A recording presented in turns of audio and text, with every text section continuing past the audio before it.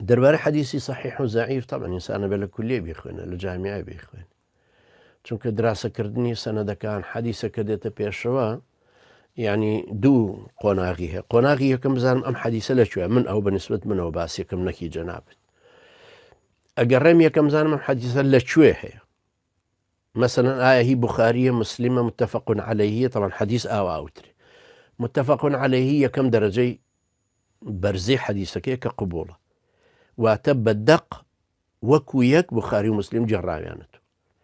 دوای ئەو ڕەواه الشەیخان لەفزەکە یەک تۆز فەرقی هەیە وەکو النبي الرسول دوای ئەو بخاریە دوای ئەو مسلمە دوای ئەو على شرطهما ولم يخرجه بەپێی مەرجەکانی ئەوانە مەرجەکانیان قورسن لە وەرگرتنی پاشان دێنە سەر صحاحی ست ئەوەی لای ئەبوو داود و ترمذی و ابن ماجە و نەسائیە ضعیفی تایە حەدیثی صحیح و حەسەنیشی تایە دێنە سەر ئیمامی ئەحمەد و ئیمامی شافعی ئیمامی مالک موطئ ئیمامی مالک و ئەوانەی تر ئەنجا دێنە سەر محققین چۆن لەمانە لیان کۆڵیتەوە بە نەزەری من بۆ جەنابەت ئاسانترین شێوە ئەوەیە کە حەدیسەکەت بینی ئەلبانی فەرموویەتی مەقبولە یعنی صحیحە یان حەسەنە وەریگرە کە ئەلبانی فەرمووی زەعیفە وەری مەگرە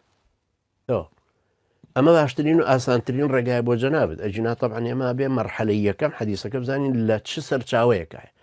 ئێمە سەرچاوی طبعا زۆرمان هەیە ئێستا لە یەکێک لە موقعەکانە کە جامع شروح السنەیە 23 مەرجعی گەورەی تایە کە زیاد لە ملیۆن فەرمودەی تایە یەکەم بزانین لەکوێ دووهەم بزانین چەند کەس لەمانە ڕیوایەتیان کردووە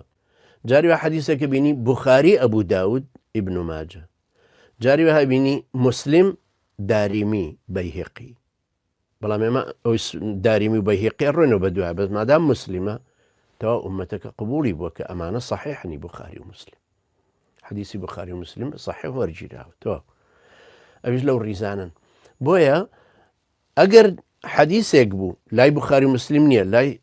صحاحی ستە نییە ئینفەرەدە بهی ڕاویەک بڵێن یەکێک جێڕاوێتیەوە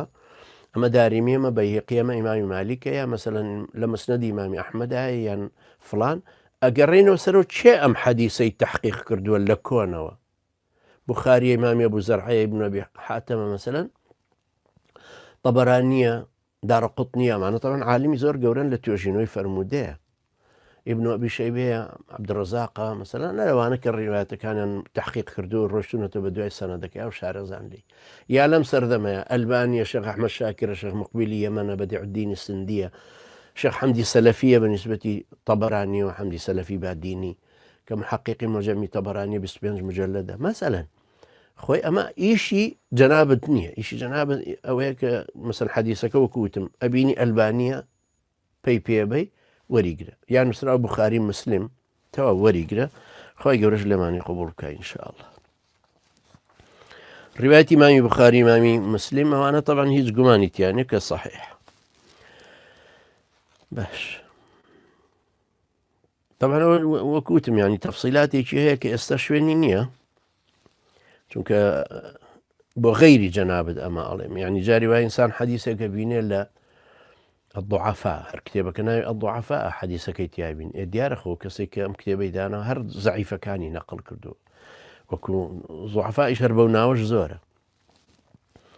انجا امام ابو الرز هي زوري كو كردو تو امام السيوطيس امام السيوطي لبر انه سطو يانزي هجري كوجي دواي كردو يعني دواي هم او امام ابو الرزاني دواي هم مسندو صحيحانك كوي كردو تو بويا لكتابه كاني لا فرموده كاني وكو صحيح الجامع الصغير السيوطي